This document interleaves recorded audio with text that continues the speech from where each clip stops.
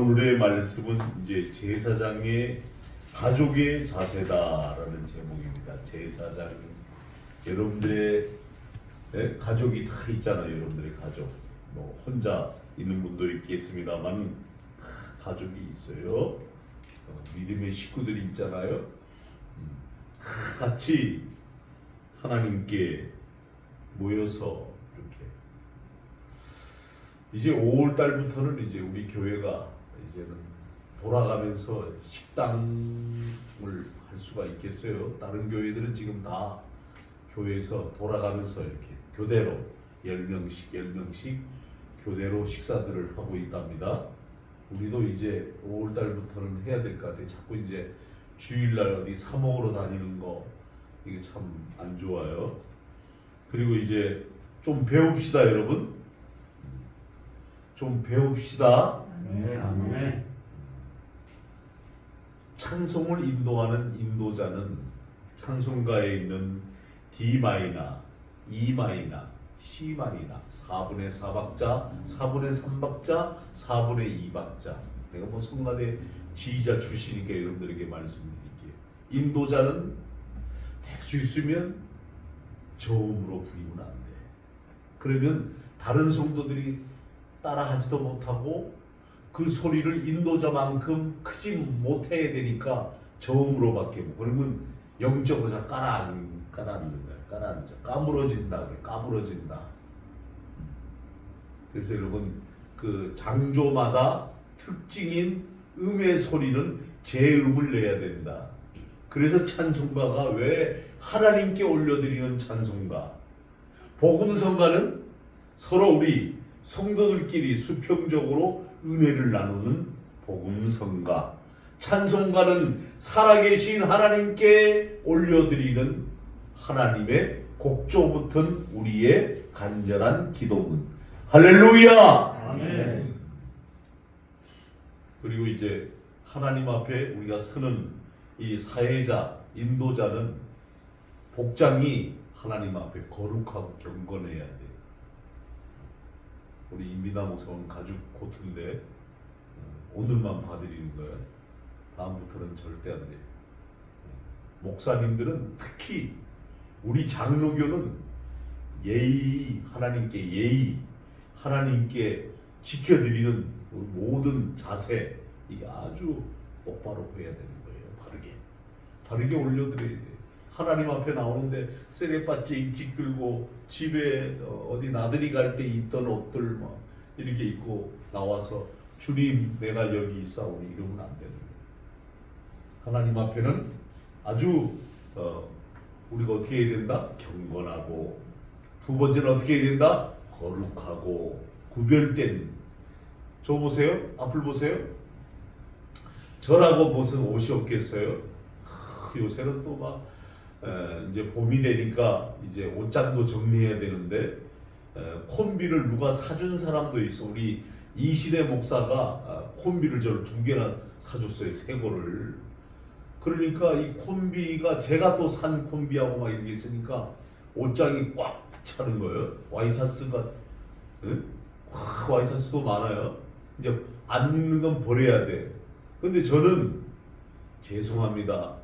월요일날 신학교 나오는 거, 토요일날 상담학교 나오는 거 복장이 틀려요. 그리고 주일날에는 세상 천지 없어도 이 권색, 검정색, 회색, 새 양복이 예복입니다. 그래서 어디 나갈 때도 안 입고 갑니다. 어디 나갈 때는 다른 거 입고 갑니다. 하나님 앞에 설 때는 예복을 꼭 챙겨서 입습니다. 응? 흰 와이셔츠를 오늘 입었어야 되는데 어떻게 제가 끓여놓은 게 반팔을 끓여놔가지고 사모님이 반팔을 달여놓은 거예요. 그러다 지금 불이 나게 이렇게 이걸로 회색으로 했는데, 원래는 첫 주는 우리가 하얀 옷을 주로 첫 것을 하나님께 올려드려야 되는 거예요. 우리도 찬양 하나 같이 드리고 갑시다.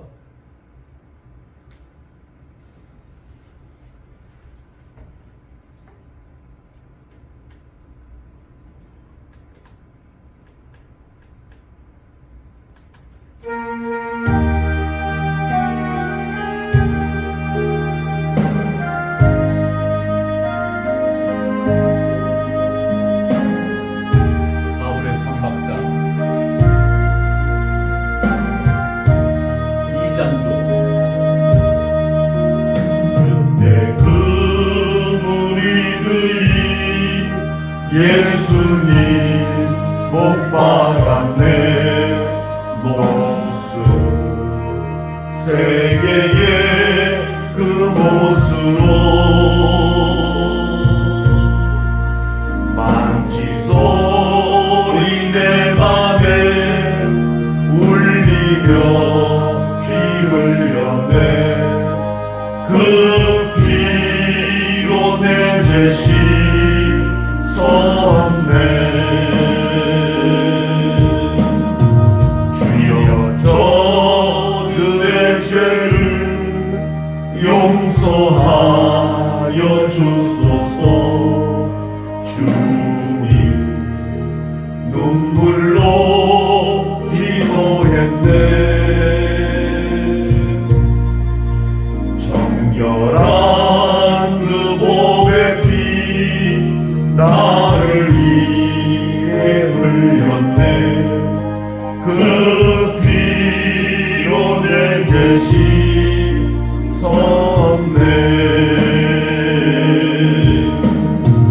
비웃는 그 무리들 주의 옷 벗긴 후에 그 옷 깊숙이 찔렀네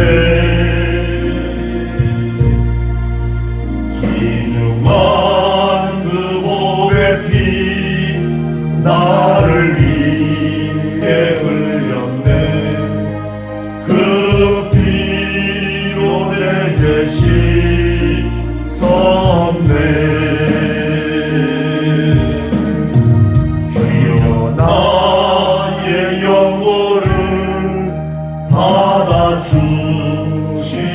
받아주시옵소서 그때 구원을 이루셨네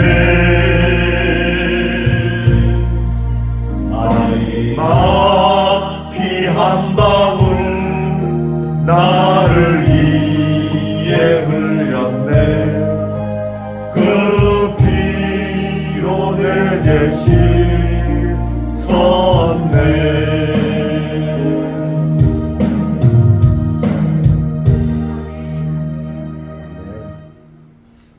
이제 거기에 여러분들이 가사를 봐도 여러분 구별되어 있는 다 돼 있잖아요. 몸, 옷 벗기는 것. 왜 옷을 벗기셨는가? 로마 병정들의 조롱에 세상은 꼭 하나님 믿는 자를 조롱하려고 합니다. 그래서 벗기는 것은 수치심입니다. 입히는 것은 은혜입니다. 음식 먹는 것도 오늘 본문에는 음식 자체도 여호와께서는 거룩하신다고 했습니다. 주일날 교회에서 말씀 받고 음식 나누는 것도 거룩하게 서로 이렇게 떡을 떼며 서로 사랑의 교제를 나누는 겁니다. 그래서 오늘 우리 장로님이 나는 내유동으로 모시고 가려고 그랬었는데 아산팀이 안 왔다고 식사를 그들이 올 때 하겠다고 그래서 교회에서 짜장면을 대접하겠습니다. 서로 나누고 애찬하고 나누는 은혜. 오늘 보니까 일반인 사람, 객, 나그네, 품꾼, 성물을 먹지 못했어요. 성물 잘 들으세요. 이게 뭔 얘기냐? 제사장의 가족이 아니면 먹지를 못했어요. 그러면 신약으로 얘기하면 예수님이 우리의 구원의 산떡이신 주님. 할렐루야. 아멘. 그러면 우리가 어떻게 신앙생활해야 될 것인가? 교회에 들어와도 옛생활을 끊지 못하면 구원을 누리지 못하는 거예요. 오늘날 여러분 교회는 참 많아요. 성도들도 목사들도 많아요. 근데 여러분 다 목사고 다 성도냐? 아니야. 정말에 가짜가 왜 그렇게 많은지 그런 척, 믿는 척, 행하는 척 하는 가짜들이 많아요. 너희가 물과 성령으로 나지 아니하면 하나님의 나라에 들어갈 수 없느니라. 하나님 말씀, 성령의 산 역사가 있어야 되는데 오늘 여러분 일반인 즉 제사장의 집에 유하여도 그가 객입니다. 객. 나그네일 경우 또 품꾼을 받으러 일하러 온 사람 경우라도 성물을 먹지 못합니다. 절대 못 먹습니다. 그들은 자기들만의 기업이 있기 때문에 그렇다 이 말이에요. 그들이 가지고 있는 중심이 하나님께 있지 않기 때문에 그렇다는 사실입니다. 그 집에서 돈으로 산 자, 예를 들어서 오늘 우리 교회를 수리해 주십시오 해서 우리 교회 수리하려고 뒤에 앉아 돈으로 일당을 받은 사람, 그 집에 출생한 자는 가족으로 보지만 돈으로 산 사람도 성물을 먹을 수가 있습니다. 제사장 집에 속하여 여호와 하나님의 기업으로 제사장의 가족이기 때문에 이러한 의미를 보면 이 말씀은 우리와 어떤 의미가 담겨져 있는 비밀인가? 예수님으로 가려져 있는 수건을 싹 벗겨보면 우리와 너무나도 긴밀한 연관이 있음을 우리가 볼 수 있습니다. 신약 성경에 요한복음 6장 35절, 나는 요한복음을 참 좋아합니다. 요한복음 6장 35절에 보니까 예수께서 이르시되 나는 생명의 떡이니 내게 오는 자는 결코 줄이지 아니할 터요 나를 믿는 자는 영원히 목마르지 아니하리라. 할렐루야. 아멘. 여러분 주님 앞에 오면 갈증이 없는 거예요. 세상으로 가면 갈증이 많아요. 정말이에요. 세상으로 나가면요 힘든 일이 많아요. 사람과의 관계, 생활적인, 경제적인 기능, 이런 것들이 우리를 엄습해와요. 힘들어요. 영적으로 많이 손해를 본다. 구약시대 제사장 가족이 아니면 성물을 먹지 못한다는 것은 신약적으로 예수님께서만 예수 생명, 구원을 주시는 유일한 생명의 떡이다. 할렐루야. 아멘. 제사장이 먹는 성물은 제사장의 집 식구들 생명을 보존시켜 주었습니다.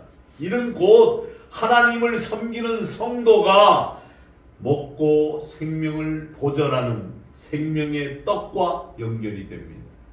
이제 셋째 주가 부활주일이잖아요. 둘째 주가 뭐예요? 종료주일. 이제 고난 주간에 대한 사순절의 종료. 셋째 주가 부활주일. 부활주일 날에는 우리 성찬식이 있습니다. 원래는 매주마다 성찬식을 해야 되는데 그게 이제 절차와 순서와 모든 것이 드려지는 것이 저거 하니까 절기 때마다 이렇게 성찬식을 합니다. 예수님 자신과 연결이 되어 있기 때문에 우리는 오로지 우리를 위해 무죄하신 주신 생명의 떡이신 예수님 그분을 믿음으로 영생을 얻고 그분이 주시는 바 그분의 입에서 나오는 생명의 말씀을 먹음으로 구원의 삶, 영적으로 깨어있는 삶, 성령의 삶을 살게 되는 겁니다. 할렐루야. 아멘. 성령 하나님의 영이에요. 영으로 살지 아니하면 집니다. 죽습니다. 실패합니다. 그래서 여러분 우리는 어떻게 적용해야 되겠는가? 마태복음 22장 11절에서 13절에 가니까 네거리 길에 가서 사람을 만나는 대로 혼인잔치에 청하여 데리고 오라 하는데, 사실요 여러분, 우리 교회가 이제 4월 달부터 이제 비타민을 이렇게 해서 넣어가지고 제가 주일 예배 마치고 나면 뭐 여러분들이 따라 하든지 말든지 저는 혼자 요 앞에서 전도하려고 그래요. 그 비타민도 비싸더라고요. 2개 들어가요. 근데 이제 전 이제 그것만 들어가는 게 아니고 우리 교회 예수인 장로교회 여 광진 프라자 파리바게트 7층에 교회가 있습니다. 이거 알리려고 인쇄도 이제 우리 베델교회 안수 집사님 그림과 현수막 그 가게다 지금 낮췄어요. 이제 교정도 보고 이런 입장에 있는데, 그래서 그게 이제 비타민이 오고 그 인쇄물이 붙어가지고 나눠드리는 거예요. 비타민.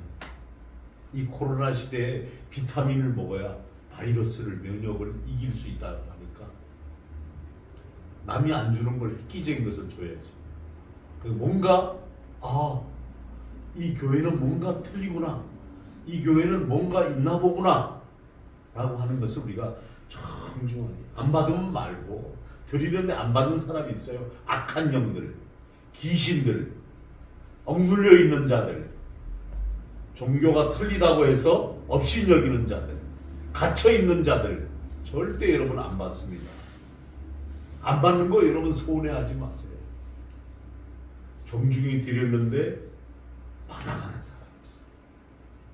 그 다음 얘기하지 마세요. 여러분들 앞을 보세요. 이거 주면서 예수님께 나오세요, 예수 믿으세요 얘기할 필요도, 여기서 기도만 하고 예배 드리고 나가서 식사하고 난 다음에 그냥 감사합니다, 용 하나 받아가세요. 그 이후에 자라나게 하시고 역사하시고 전도의 열매가 맺는 것은 하나님이 하신다는 사실을 믿으시기 바랍니다. 아멘. 하나님이 하시는 거예요. 그래서 우리는 너희는 때를 얻든지 못 얻든지 예수 그리스도의 복음을 전하는 것이 우리의 사명입니다. 전하는 것. 잘 안 전했잖아 여러분들. 앉아서 하나님 은혜와 복만 따먹으려고 앉아 있었지. 여러분들 언제 전했어요? 몇 년 전에 코로나 전에는 우리가 좀 전했죠, 그죠? 휴지. 아직도 휴지가 우리 휴지가 저 창고 안에 이 스티커 붙이지 않은 게 한 박스가 아직도 있어요. 저는 오늘 여러분들에게 전도하자고 이렇게 강조하는 것이 아닙니다. 악한 자나 선한 자나 만나는 대로 모두 데려오니 혼인잔치에 사람들이 가득한지라.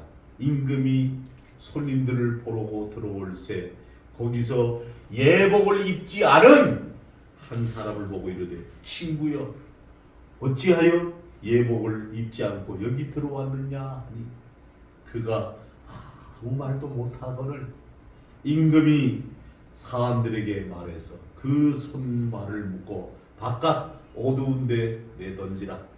거기서 슬피 울며 이를 갈게 되리라 하시더라. 성경 말씀이에요 여러분, 제 말이 아니에요. 예복 그만큼 중요한 거야. 제사장의 집에 와도 일반인 객, 품꾼, 제사장 가족이 아니므로 성물을 먹지 못합니다. 본문의 내용을 적용적으로 교회에 들어와도 옛생활을 끊어버리지 못하면 구원을 누리지 못하는 점을 연결시켜줍니다. 그러므로 우리는 잘 보여지는 예수님의 말씀이 혼인잔치의 비유입니다. 혼인잔치에 초대한 사람들 중에 여러 부류의 사람들이 있습니다. 그들이 악한 자, 선한 자, 하지만 주인은 그들의 과거가 아니라 예복을 입었느냐 안 입었느냐 여부를 봅니다. 계시록 19장 8절에 가보면 그에게도 빛나고 깨끗한 세마포 옷을 입도록 허락하셨으니 이 세마포 옷은 성도들의 옳은 행실이로다. 할렐루야. 아멘. 여러분, 뭐 목사라고 목에다 힘주고 성도니까 까불지마 이런 아직도 이 잘못된 사람들이 많더라고 우리 한교회.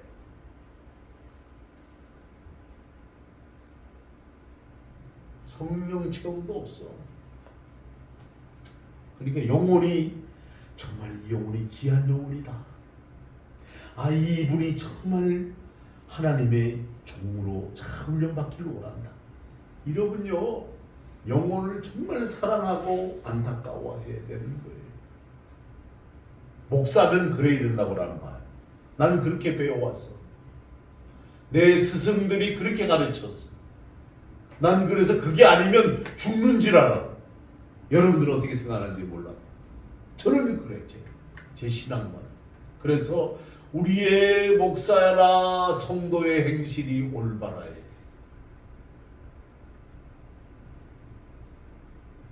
예복. 여러분, 예복 앞을 보세요. 이렇게 예복을 입은 것은 나의 행실을 하나님께 올려드리는, 바르게, 주님, 이 죄인이 왔습니다. 이 죄인이 좀 깨끗하게 입고 속에는 죄악 덩어리가 차 있지만 깨끗한 예복이라도 입고 회개하는 마음으로 주님 앞에 왔습니다. 옳은 행실이라 함은 도덕적, 윤리적으로 선하다는 의미를 말하는 게 아닙니다. 옳은 행실이라는 것을 뭔지 아세요, 여러분? 제발 좀 정신 차리고 들으세요. 진리를 따르는 삶이 옳은 행실입니다. 자꾸 뭐 누가 그러더래. 저는 있잖아요, 오늘 이 시간까지 누가 뭐라 그러더래 기 한번 뚫려본 적이 없는 사람. 누가 뭐라 그러던데요. 목사님 누가? 아 그래요. 그 다음 난 뭐 하는지 아세요? 그건 당신 선에서 해결하고 나는 내 십자가로 기도해야 되겠다. 주님, 진리를 따르는 삶. 첫째가 옳은 행실이, 두 번째가 뭐예요? 예수님을 본받는 삶이 두 번째.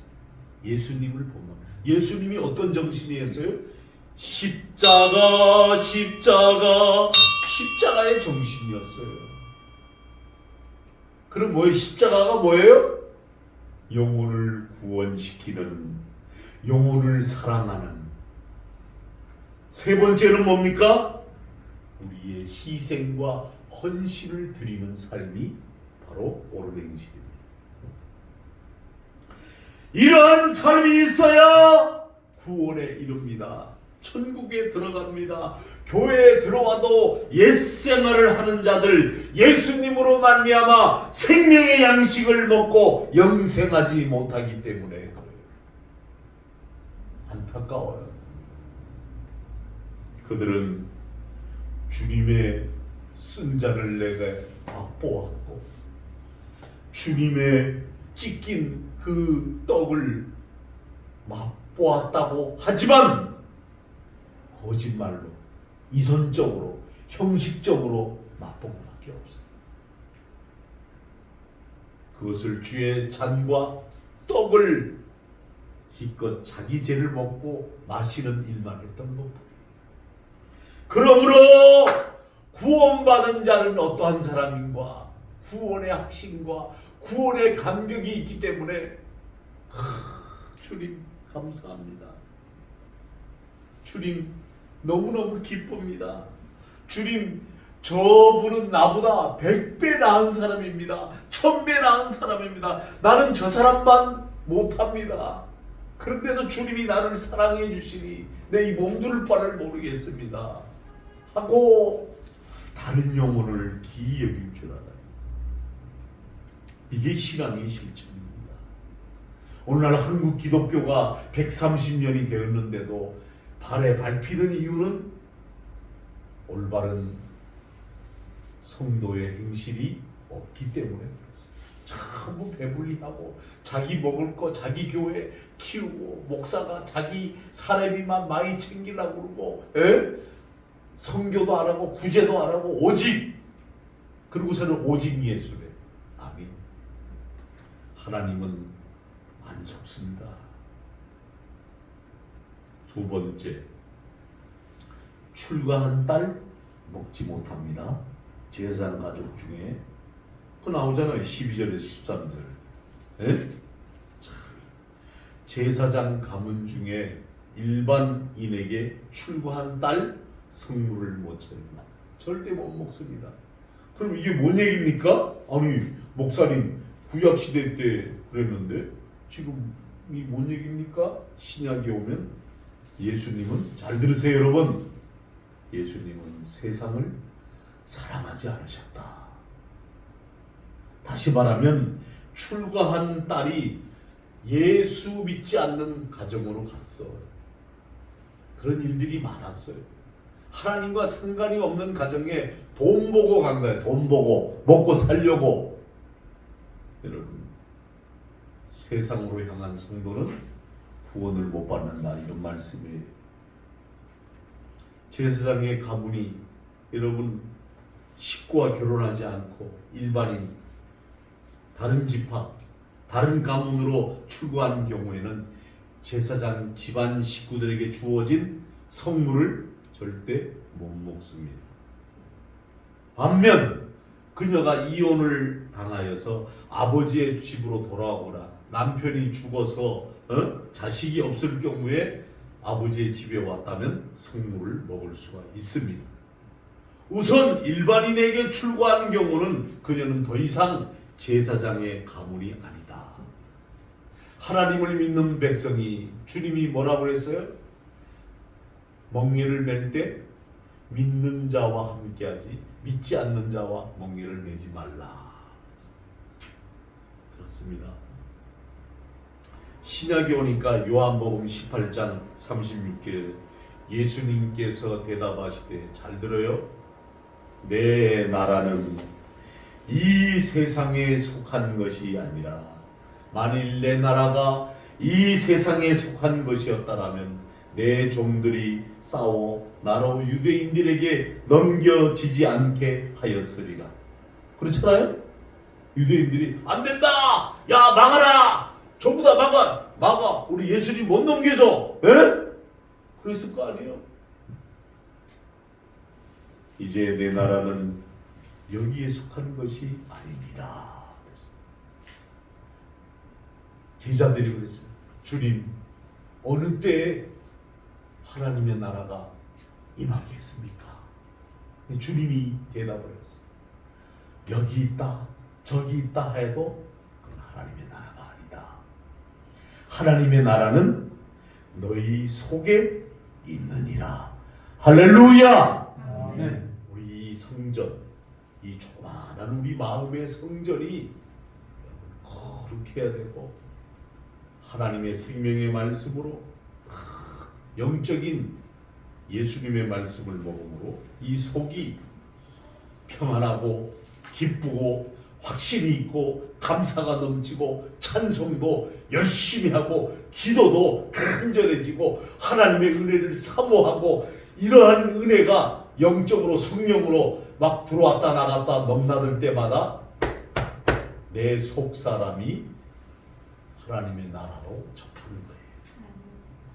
오늘 하늘의 영광을 구하시고 하나님의 뜻만을 생각하시며 세상을 사랑하지 않으셨던 예수님, 처음에 사탄이 초박초박 거려들어요.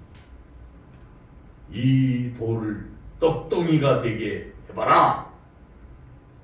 예수님이 뭐라 그랬어요? 사람이 떡으로만 살 것이 아니라 하나님의 입으로부터 나오는 모든 말씀으로 살 것이라 하였느니라. 할렐루야. 아멘. 마귀의 시험을 첫 번째 시험을 물리쳤어요. 두 번째 이 높은 데서 뛰어내리면 모든 영광을 세상의 영광을 너에게 주겠노라. 여러분, 이게 뭐예요? 헛된 공명심이. 헛된 공명심에 예수님은 절대 마음을 뺏기지 않았어요. 잘 들어요 여러분, 마음을 뺏기지 않았다. 뛰어내려봐. 하나님의 아들이면 천사가 네 발을 다치지 않게 받쳐줄 거 아니야. 뛰어내려봐. 주 너의 하나님을 시험하지 말라. 마태복음 4장 7절 말씀으로 이 사단을 물리쳤어요. 세 번째는 온 세상 부귀 영화를 권세를 다 줄 테니 자기에게 절하라는 겁니다. 이런 어이없는 사단을 봤습니까? 그러니까 예수님이 아주 단호하게 사탄아 물러가라 기록되었으되 주 너의 하나님을 경배하고 다만 그를 섬기라 하였느니라. 그랬더니 이 사탄이 혼비백산하고 쫓겨갔어요. 이 본문에서 빌라도가 신문하는 자리에서도 예수님은 동의하셨어요. 한결같이 자신이 세상에 속하지 않았고 세상 사람을 사랑하지 않았음을 밝히고 계시죠. 제사장 집에만 속해야 할 제사장의 딸들이 성물을 먹을 수 있느냐 없느냐는 예수님은 오로지 하늘에 계신 성자 하나님으로 그렇게 우리를 온전히 구원하시는 생명의 떡이 되신 거예요. 그러면 여러분 우리가 어떻게 해야 됩니까? 실천을 잘 해야 돼요. 실천을 여러분. 말씀을 백날같이 천날같이 들어도 신앙의 실천이 없고 믿음의 삶이 없으면 소용이 없어요. 디모데 후서 4장 10절에 가니까 사도 바울이 대만은 이 세상을 사랑하여 나를 버리고 데살로니가로 갔고 그렇게 썼어요. 제사장의 가문 중에 일반인에게 출고한 딸이 성물을 먹지 못한다는 것은 적용적으로 세상으로 향한 성도가 구원받지 못함과 연결이 됩니다. 대마 사도 바울의 사역에 함께하던 자입니다. 그런데 핍박으로 인하고 고생이 되고 힘드니까 교회를 떠나고 세상을 가버렸습니다. 앞을 보세요. 다 날 보세요. 기독교는 고난이 빠지면 진리가 아닙니다. 기독교는 목사님 예수로 인해서 우리가 기쁨과 감사 여러분 잠시 잊을 수는 없지만 우리 기독교는 고난의 종교입니다. 예수님이 고난을 몸소 받으시고 십자가에 달리시고 사흘 만에 부활하셨듯이 첫 열매가 되어주신 그 예수님 때문에 우리가 구원의 은총과 구원의 반열에 앉아있을 뿐이지 우리가 주님의 참 제자로 살아가지 않을 때마다 우리는 고난과 싸워야 됩니다. 인내해야 됩니다. 왜? 내 인간의 욕심을 여러분 지우고 없애려니까 여러분 그만큼 힘든 거예요. 대만은 교회를 떠나고 세상을 향해 버렸습니다. 그의 모습은 구원에서 스스로 멀어버린 자의 모습이 되어버리고 말았습니다. 구약에도 이런 자가 있죠. 구약에도 히브리서에 보니까 신약에 와서 히브리서 12장 16절에 보니까 음행하는 자와 혹 한 그릇 음식을 위하여 장자의 명부를 판 에서와 같이 망령된 자가 없도록 하라 그랬어요. 이삭의 아들이잖아요. 앞을 보세요. 이삭의 아들이지만 짐승이나 잡아먹고 세상에서 먹고 마시고 살았던 자잖아요. 망령된 자. 이게 뭔 얘기인지 아세요? 영이 죽어버린 곳에서입니다. 너무 세상을 사랑하면 영이 죽습니다. 하나님의 영은 여러분 근심하고 탄식해서 여러분에게 늘 역사하고 인도함을 받아야 되는데 여러분들이 하나님의 뜻대로 살아들이지 않으면 영이 떠납니다. 영 떠나는 목사들이 많아요. 우리 학교에 상담학교 상담사는 되어보겠다고 와주만 영이 죽어버린 것들이 많이 와 있어요. 뭔지 알아요? 프리랜서예요. 지금 뭐 하세요? 주일날만 예배 드리고요. 평일날에는 프리랜서예요.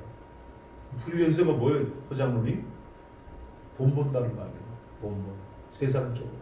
그러니까 성령이 어디 있겠어? 성령이 돈에 그냥 악착같이 돈에 찌들고 찍어먹고 쥐 막 이러니까 어떻게 영의 역사가 인도함을 받겠냐? 그런 시대에 아브라함의 손자요 이삭의 아들이었건만 영의 일 예배하는 일이 아니라 먹고 마시는 것 세상에 속한 것만 쫓다가 스스로 영이 떠나버리니까 망해버려. 우리가 먹는 선물, 구원의 선물, 십자가, 부활의 소망 얼마 귀한가를 우리가 알아야 합니다. 어리석은 대마가 되어서는 안 됩니다. 세상으로 다시 향해서는 안 됩니다. 오직 그리스도 안에서 그리스토스 천국의 소망을 가지고 살아가는 겁니다. 마지막으로 세 번째 14절에 15절에 보니까 부지 중에 여러분 이 부지라는 얘기를 잘 들으세요. 부지 중에 성물을 먹으면 형벌을 받습니다. 우리 14절 15절 한번 크게 한번 읽겠습니다. 시작. 만일 누가 부지 중에 성물을 먹으면 그 성물에 그것의 5분의 1을 더하여 제사장에게 줄지니라. 이스라엘 자손이 여호와께 드리는 성물을 그들은 헛되게 하지 말지니. 여러분 잘 들어보세요. 구약의 일반인 중에 부지 중이라도 성물을 먹으면 형벌을 받았어요. 여러분 여기서 누가 원문을 한번 제가 찾아봤어요. 누가 위시 히브리 말로. 그러면 이거 뭐예요? 인류 등 인간을 의미하는데 평범한 사람 개개인에게 나타나는 표현으로 이 본문에서는 아론 자손인 제사장의 가문인 사람 아닌 자를 지칭하는, 이처럼 아론 자손의 제사장 가문의 사람들이 아닌 자가 부지 중이라도 하나님의 성물을 먹게 된다면 이거는 속되게 하는 일이다. 형벌을 받는다. 누가 성물을 먹을 수 있는지를 밝힌 후 결코 먹지 못할 자, 부지 중에라도 먹으면 안 되는 자, 이것을 말하고 구약의 뜻은 그렇습니다. 그럼 신약은 뭡니까? 요한복음 6장 53절 55절, 요한복음 6장 53절 55절에 보면 이제 우리가 이제 세 번째 주에 성찬식 할 거니까 제가 이거 미리 뽑아놓은 것도 있어요. 이게 뭐예요? 예수께서 이르시되 진실로 진실로 너희에게 이르노니 인자의 살을 먹지 아니하고 인자의 피를 마시지 아니하면 너희 속에 생명이 없느니라. 내 살을 먹고 내 피를 마시는 자는 영생을 가졌고 마지막 날에 내가 그를 다시 살리리니 내 살은 참된 양식이요 내 피는 참된 음료로다. 할렐루야. 아멘. 여러분 부지 중에 성물을 먹으면 형벌을 받는다는 이 여러분 구약의 말씀과 오늘 신학적으로 예수님이 자신이 성도들을 위한 생명의 떡이요 진리와 연결되어 있습니다. 진리. 예수님 자신을 가리켜 참된 양식, 참된 음료라고 하셨습니다. 하지만 당시 유대인들이 이를 드리지 않았습니다. 그들은 생명의 떼기신 예수님을 먹는 것, 영생을 얻게 한다는 주님의 말씀에 도무지 깨닫지를 못했어요. 그래서 주님을 배척했다는 겁니다. 이후에 예수님의 부활 승천 이후에도 이러한 일은 계속되었습니다. 초대교회에서는 예수님의 피와 살을 기념하는 주의 만찬을 초대교회는 매주일 거행했어요.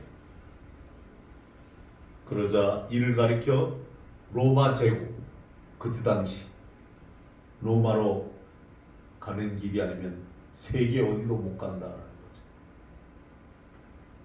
식인제전이라고 그래가지고 식인제전, 이 사곡한 행사라고 비난하고 교회를 그때부터 핍박이 시작합니다. 예수님 웃기지 마라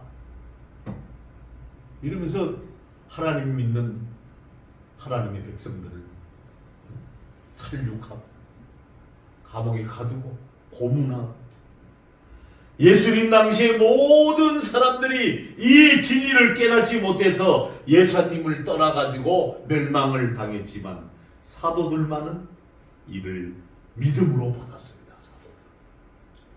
초대교회 성도들은 주의 만찬의 예식을 행함으로 온갖 핍박을 당하였지만 믿음으로 이를 기꺼이 감격으로 준수했단 말이에요. 감동으로.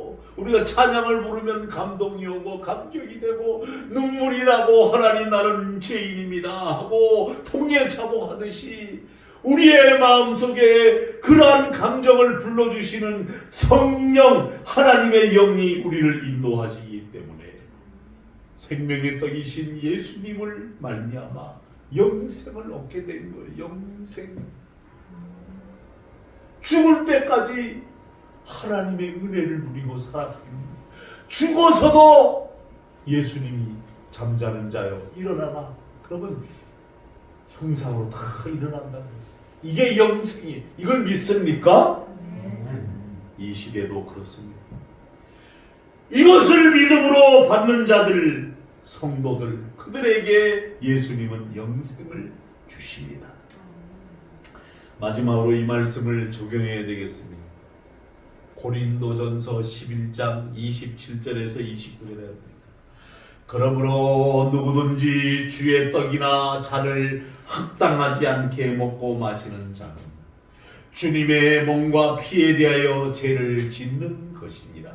사람이 자기를 잘 살피고 난 그 이후에 떡을 먹고 이 잔을 마실지니 주의 몸을 분별하지 못하고 먹고 마시는 자는 자기 죄를 먹고 마시는 것이니라.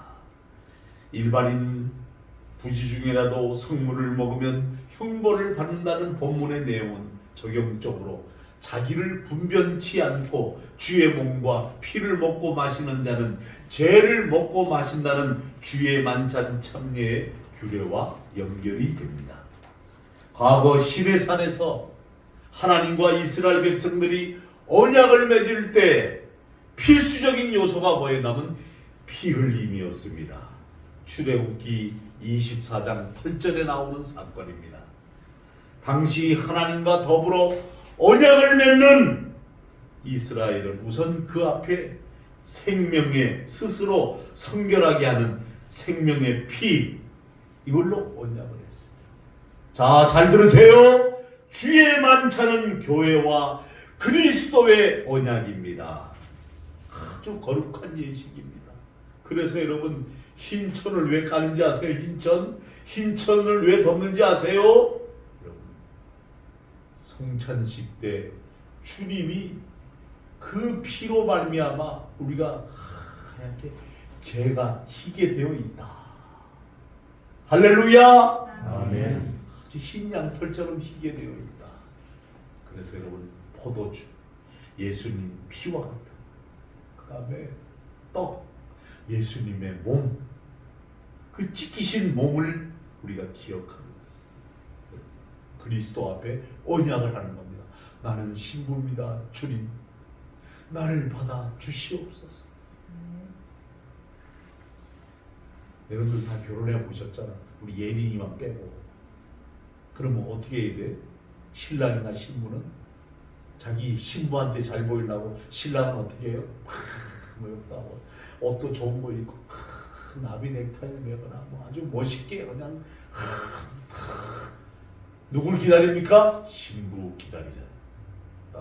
딴딴따단 딴딴따단 신부가 걸어 들어올 때 신랑은 좋아 죽습니다. 왜? 어여쁜 아내를 맞이하니까. 또 신부는 좋아 죽습니다. 왜? 믿음직한 남자를 남편으로 만나니까. 그리고 신부가 입은 거 뭐예요? 여러분 세상적인 것 같지만 신부가 입은 옷은 거의 다 하얀 드레스.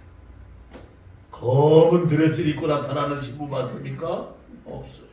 하얀 드레스. 하얀 배옷 같은 드레스를 입고 아주 이쁘게 치장하고 신랑 있는 대로 걸어갑니다. 여러분 마찬가지. 이게 다 기독교에서 나온 성결한 예식이었어요. 그리스도와 언약, 신랑과 신부가 맺는 그리스도적인 언약, 관계, 이것이 바로 예수님을 이르 가리켜 내 피로 맺는 새 언약이다. 예수님 그렇게 말씀하세요. 누가복음 22장 20절에 보니까 저녁 먹은 후 잔도 이와 같이 이르시되 이 잔은 내 피로 세운 새 언약이니 곧 너희를 위해 붓는 것이니라. 새 언약이라고 했습니다. 그러므로 하나님과 이스라엘의 언약을 맺은 자신은 우선 정결케 하였듯이 주의 떡과 잔을 받는 주의 만찬에 참여하는 성도들 역시 우선적으로 자기를 잘 분별해야 돼요. 그래서 여러분 종료주일 때 여러분들이 일주일 중에 한 날을 정하여 하나님 앞에 회개 기도도 하고 기도문도 한번 써보고 그리고 예물도 미리 떼서 준비를 잘해서 부활주일날 부활의 감사, 부활주일날 부활 헌금만 하고 다른 감사헌금 하지도 않고 이러면 안 돼요. 부활 하나님 앞에 나를 위해 첫 부활 내신 주님 앞에 부활헌금 감사해서 감사헌금 준비해서 자기를 분별해. 그렇지 않으면 이는 아무 유익이 없고 도리어 자기를 죄를 먹고 마시고 계시록 빨리 찾아요. 22장 14절 요한계시록 22장 14절 요한계시록 22장 14절 요한계시록 22장 14절 다 함께 읽겠습니다. 자기 시작. 자기 두루마기를 빠는 자들은 복이 있나니 이는 그들이 생명나무에 나아가며 문들을 통하여 성에 들어갈 권세를 받으려 함이로다. 아멘. 우리는 하나님 앞에 바로 서기에 예수님이 주시는 생명의 양식인 떡, 그 보혈의 의뢰를 받기 위하여 두루마리를 빨듯이 회개하는 통회의 심정을 갖고 겸손히 감사함으로 주님의 말씀을 받아가지고 실천하는 산신앙으로 살아드리기를 간절히 축원하옵나이다. 아멘. 기도합니다. 하나님 아버지